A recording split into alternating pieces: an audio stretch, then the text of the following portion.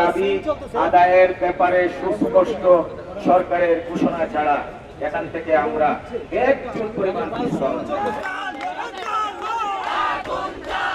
সরকার যদি আমাদের ন্যায্য দাবি মেনে নেয় এটা আমাদের সরকারের সফলতা। আমরা আমাদের ছাত্রছাত্রীদের যে কোনো যৌক্তিক দাবির পাশে এখনো আমরা আছি।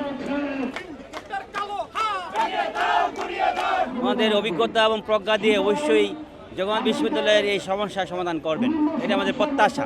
আমি অনুরোধ করছি স্যার, আপনি আমাদের সবার মুরব্বী, আপনার সন্তানদের এই দুর্দশা, আপনি তো নোবেল বিজয়ী নাকি শান্তিতে, তো নোবেল বিজয়ী হলে অন্ততপক্ষে আপনি আপনার অভিভাবকের জায়গা থেকে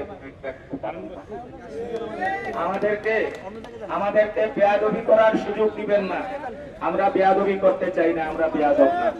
আমাদের দাবি অত্যন্ত যৌক্তিক দাবি, আমাদের জীবন মরণের সাথে জড়িত দাবি, সুতরাং আমাদের দাবি মানতে হবে, এই আমাদের শেষ কথা।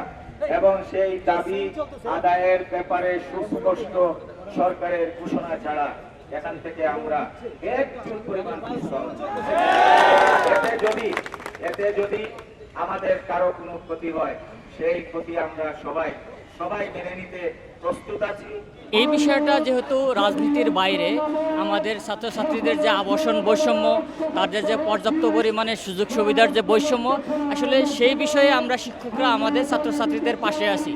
আর যেহেতু এই বৈষম্যটা দীর্ঘদিনের, তাদের সমস্যার সমাধান এখনও হচ্ছে না বা হয়নি, বা একটা রাষ্ট্রের পক্ষ থেকে যেভাবে হওয়ার কথা সেভাবে আমরা এখনও পাইনি। তো সেই দাবির প্রেক্ষিতে আমরা আমাদের ছাত্রছাত্রীদের যে কোনো যৌক্তিক দাবির পাশে এখনও আমরা আছি। দাবি মানা না হইলে সেটা আমাদের 3:30 থেকে গণ অনশন কর্মসূচি আছে।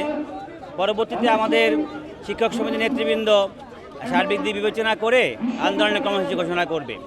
তা আমি যখন জানি ইতিমধ্যে সরকারের সাথেও ইনফর্মালি আলোচনা হচ্ছে, আশা করছি দ্রুতই সমাধান হবে। কারণ বর্তমান গভর্নমেন্ট যারা চালাচ্ছে তারা কিন্তু বিশ্ববিদ্যালয়ের শিক্ষক অধিকাংশই, প্রধান উপদেষ্টা শুরু করে শিক্ষা উপদেষ্টা, পরিকল্পনা উপদেষ্টা, অর্থ উপদেষ্টা সহ।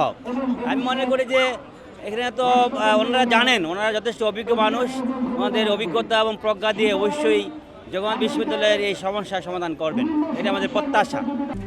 RICL TMX, যুগের পর যুগ স্থাপনা থাকে মজবুত। শিক্ষক সমিতির সাধারণ সম্পাদক একটু আগেই বিবৃতি দিয়েছেন যে যদি আমাদের ন্যায্য দাবি মেনে নেওয়া হয় তাহলে আমরা 1 মিনিটও রাস্তায় অবস্থান করব না, আর যদি মেনে না নেওয়া হয় তাহলে তো আমরা সময়ের সাথে সাথে আমরা নতুন করে আবার জানাবো যে আমরা কি কর্মসূচি দিব বা অবস্থান করবো, কিন্তু আমাদের অবস্থান চলবেই। আমাদের যতক্ষণ দাবি আদায় না হবে, ন্যায্য দাবি ছাত্রছাত্রীদের, আমরা ছাত্র শিক্ষক সবাই মিলেই পথে থাকব। সরকার যদি আমাদের ন্যায্য দাবি মেনে নেয় এটা আমাদের সরকারের সফলতা। আমি মনে করি যে এটাই সরকারের সফলতা।